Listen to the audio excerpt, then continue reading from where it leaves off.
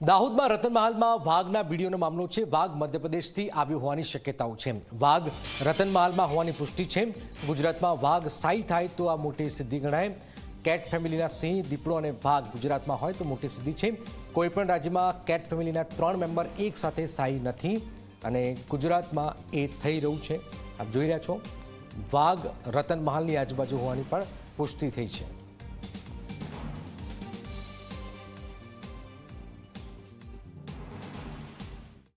હાલમાં સોશિયલ મીડિયામાં વાઘ હોવાનો વિડીયો વાયરલ થઈ રહ્યો છે। ગઈકાલે વન મંત્રી દ્વારા વાઘ જે રતનમહાલ વાઇલ્ડ લાઇફ સેન્ચ્યુરી ખાતે આવ્યો હોવાનો, હવાડામાં પાણી પીતો હોવાનો દાવો કરવામાં આવ્યો હતો।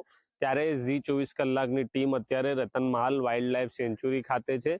કહી શકાય કે જે આ રતનમહાલ વાઇલ્ડ લાઇફ સેન્ચ્યુરી છે તે મધ્યપ્રદેશ અને ગુજરાતની બોર્ડર પર આવેલી હોવાથી અહીં જે વાઘ જે છે તે અવારનવાર ગુજરાતમાં પણ પ્રવેશતો હોય છે। ત્યારે જો આ વાઘ ગુજરાતમાં રતનમહાલ વાઇલ્ડ લાઇફ સેન્ચ્યુરી ખાતે આવતો હોય છે તો તે સ્થાયી જો અહીંયા રહેતો હોય તો એક સિદ્ધિ જે છે તે ગુજરાત માટે કહી શકાય કે કેટ ફેમિલીના 3 મેમ્બર એટલે કે સિંહ, દીપડો અને વાઘ ત્રણે જો રતનમહાલ વાઇલ્ડ લાઇફ સેન્ચ્યુરીમાં રહેતા હોય તો તે ગુજરાત માટે એક મોટી સિદ્ધિ કહી શકાય।